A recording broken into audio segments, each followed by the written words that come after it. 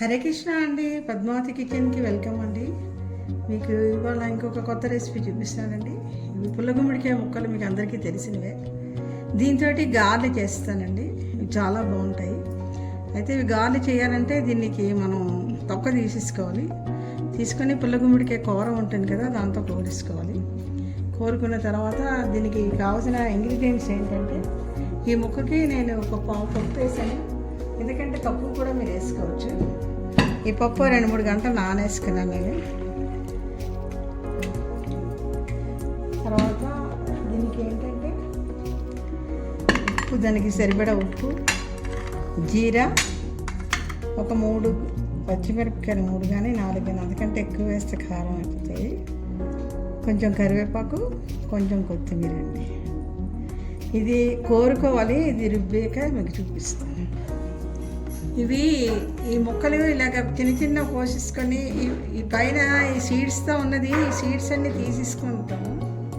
తీసుకొని ఇవి కొంచెం చిన్న చిన్న ముక్కలు తరిగి మనం ఆ పప్పు రుబ్బినప్పుడు అందులో వేసేసుకోవాలండి. ఇది ఎందుకంటే చేయి జారిపోతుంది కోసేటప్పుడు. ఈ తొక్క ఇలా జాగ్రత్తగా తీసుకోవాలి. ఇది కోసేటప్పుడు చాలా జాగ్రత్త పోయండి. కత్తిపీటతో కానీ చాకుతో కానీ చేతులు కట్ అవుతాయి. చాలా జాగ్రత్తగా, హార్డ్గా ఉంటుంది పై తొక్క, అందుకనేసి.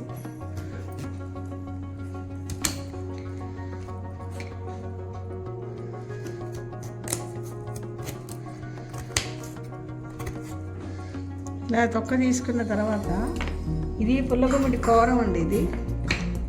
ఈ పుల్లగుమ్మడి కారంతో ఇది ఏం చేయాలంటే ఇది కోరుకోవాలండి. దీన్ని జాగ్రత్త కోరుకోండి. ఇక్కడ కూడా చేయి జారుతుంది, ఎందుకంటే కొంచెం జారుతుంటుంది చెయ్యి, అందుకని ఇలా కోరుకుంటాము.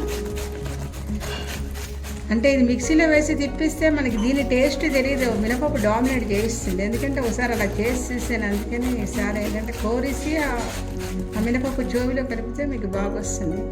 ఇలా వాటర్ వస్తుంది కదా, ఈ వాటర్ని ఏం చేయాలంటే మనం ఇలాగ ఒక జల్లెడి పెట్టి ఇందులో వడకట్టించుకోవాలండి.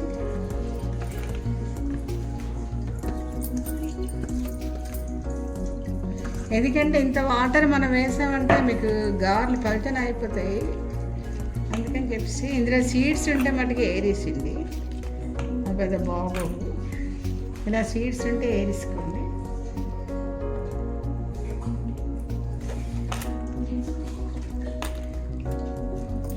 ఇలా దగ్గరగా తీసేసుకొని ఇలా కొంచెం చేతితోటి ప్రెస్ చేస్తే వాటర్ వచ్చేస్తుంది కిందకి.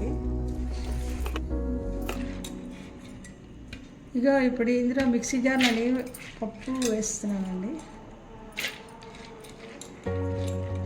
ఇప్పుడు ఈ కోరుకొని వడకట్టిస్తే ఇలాగ వచ్చింది. క్రష్ చేస్తాను వాటర్ అంతా తీసి.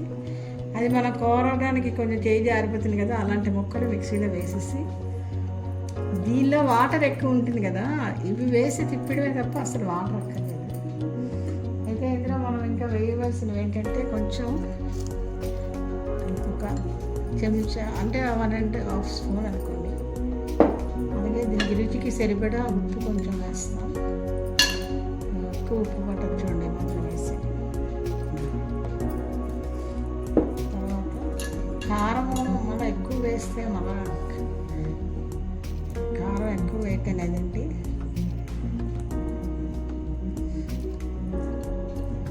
ఇక 3 చిన్న పచ్చిమిరపకాయ 4 వేస్తానండి.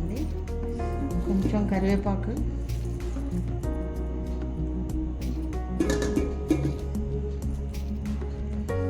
కొంచెం కొత్తిమీర అండి. అల్లం ఏమొచ్చి కోరేసి వేస్తాను గార్లలోని. అయితే ఇప్పుడు ఇది రుబ్బేటప్పుడు ఒకవేళ ఇంకా మనకి వాటర్ చాలదు అంటే, ఇప్పుడు మనం వడకట్టుకున్నాం కదా జల్లెడితోటి, ఈ వాటర్ కొంచెం స్ప్రింకిల్ చేస్తే చాలు. ఇది ఇక మిక్సీ తిప్పించిన తర్వాత ఇందులో అన్నం గ్రేటెడ్ చేస్తాను, అంటే కోరుతున్నాను. ఇది తర్వాత ఇప్పుడు మనం పుల్లగుమ్మడికాయ కోరుకున్నాం కదండి, ఈ కూర ఇందులో కలిపిస్తాం.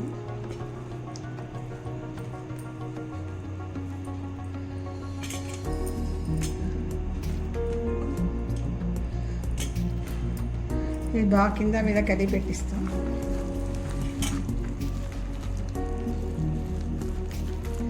పప్పు మీరు ఇంత మీకంటే ఇంకా పుల్లగుమ్మిడి ఫ్లేవర్ రావాలంటే మీరు తక్కువ కూడా వేసుకోవచ్చండి.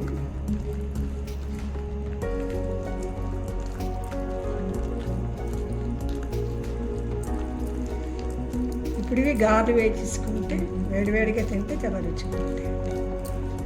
ఇది ఇలా చెయ్యి తడి చేసుకోవాలండి. తడి చేసుకొని గారె వేసుకోవాలి.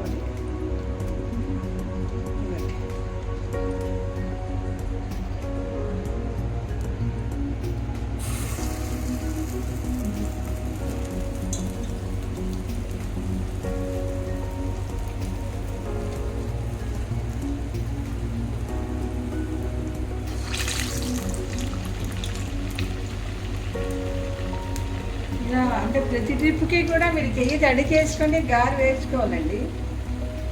ఈ బ్యాటర్లో మటుకు నేను ఎక్కడ వాటర్ ఒక్క డ్రాప్ వేయలేదు.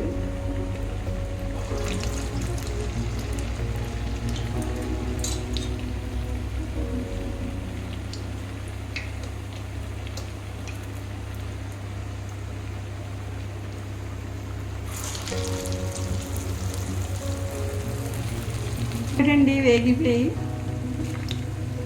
ఇది కొంచెం జాలీలో వేసుకుంటే మీకు ఆయిల్ ఏమైనా ఉంటే అయిపోయి చూపిస్తుంది.